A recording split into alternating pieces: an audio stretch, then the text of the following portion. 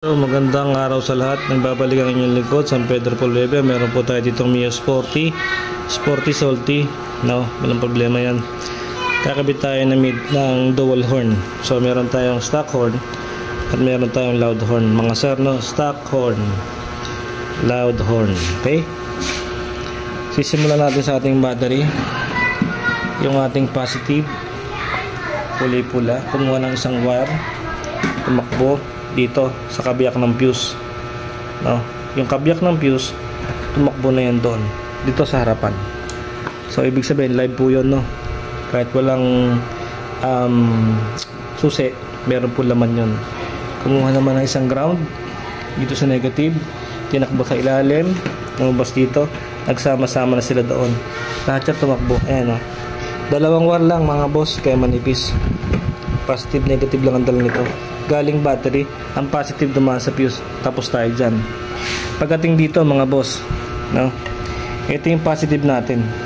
Yan. Ito yung live 24/7, may kuryente ito.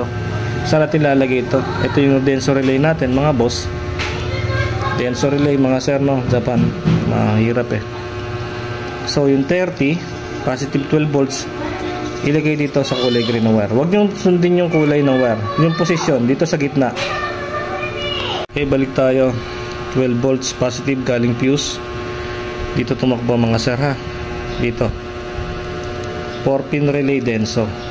Okay, doon muna tayo, no, sa isa. Tapos nun, mapapansin nyo, merong original na wire yan dito. So ito yun, no. Ito yun, yung original na wire dito. Nakaganyan yan eh, yung original yan. Yan, nakaganyan. Tapos nakaganyan dyan, no. So, hindi ko na yan dito pa pinuto. Gagamitin ko ngayon terminal. Sayang naman. Nilaslas ko tong harness. Yan. May makikita kayo dyan kulay pink at brown na wire. Okay. Putulin nyo sa gitna. Okay. Yung brown, pag accessory wire yan, pag nag-on kayo susi, may positive 12 volts yan. Tapos tong pink, magbibigay ito ng negative trigger o negative, no? Pag nagpindot kayo dito mga boss, no? Pakita natin kung tama ako, no? Iyon ang susi. Okay, naka-on na yan sana. Tingnan natin kung may click. Ay, naririnig nyo. So na-trigger na yung ating relay. Okay, yun yung dalawang wire na yun, ito, no? Putulin, iduksong dito, no? So dalawang magkatabi ng denso, dalawang magkatabi, trigger ng denso to, trigger denso 12 volts. Ang okay lang ampere to, hindi ko makita eh. Okay na. So tatlong wire na yun. Ito yung positive 12 volts, yung dalawang wire ng busina dito isinama. So nag-iisang wire, ito na lang. Ito naman ang pupunta sa ating hollow switch mga sir. Ito, tuksungan nyo ng wire yan dito, yan pupunta sa ating hollow switch. Wait lang, no? Dito sa ating hollow switch, no, ganyan yung hollow switch, no? Liwanag eh. Basta yung pinipindot yan, selector po lang yung switch. Yung hollow switch, selector lang po yan kung anong gagamitin yung busina, no? Meron po dyan common, no? Common, normally open at saka normally close. So ito yung normally hindi, ito pala, ito yung normally close. Ito naman yung normally open, yung white.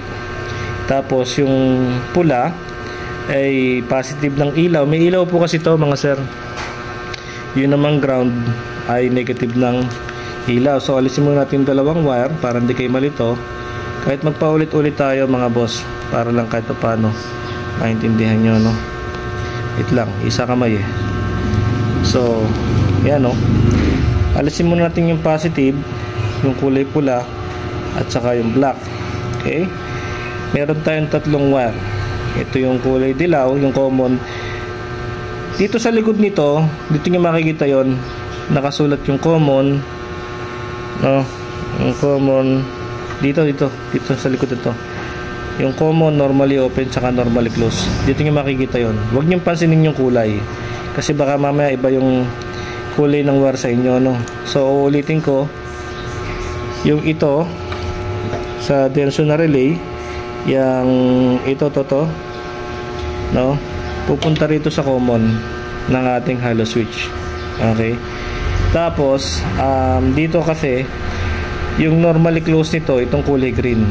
Ito, papatakbuhin ko to sa positive ng busina na stock. Asan ba yon?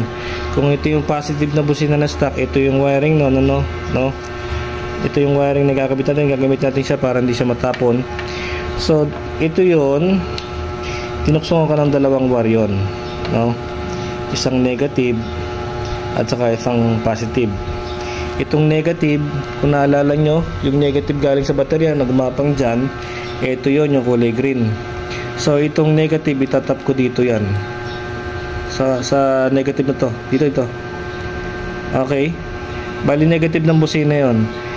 Tapos yung namang isang blue, ito ko nakakonekta dito boss ha, sa positive nito ha. Yung brown nito nilagyan ko ng blue. Ito ngayon ang kukonekta dito sa kulay green. Ito po yung normally close ng aking hollow switch, mga sir. So ibig sabihin, pag hindi ho nakapindot dyan, ganyan, nakalutang yan, ang tutunog po ay yung stock horn. Ito po kulay green. Dito ko po siya i-connect. Yung positive na yan, yung kulay blue na yon na wire, ito yon, i-connect ko dyan sa kulay green. Okay? Tapos ito namang kulay puti yung wire na to, pag pinindot ko yon, lalabas ang kuryente sa normally open. Dito po lalabas yun. Ito naman, duduksan ko to ng wire papunta naman sa positive ng dalawang loud horn na to.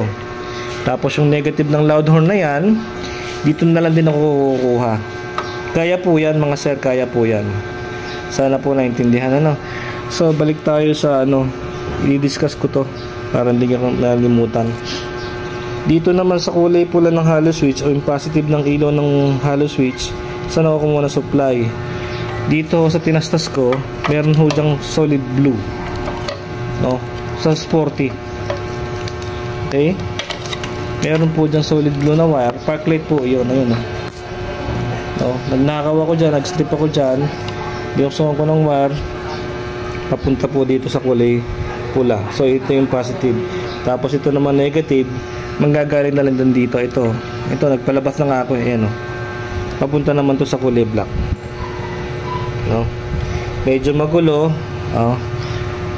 medyo nakakalito, pero lalabas po kasi nakaganyan na itsura niyan. Yan. Tapos itong wire na to, aakit yun dito. Yan, no. Medyo mahirap intindihin yung pagkakapaliwanag ko, pero kahit pa paano, sana maintindihan na lang, ano.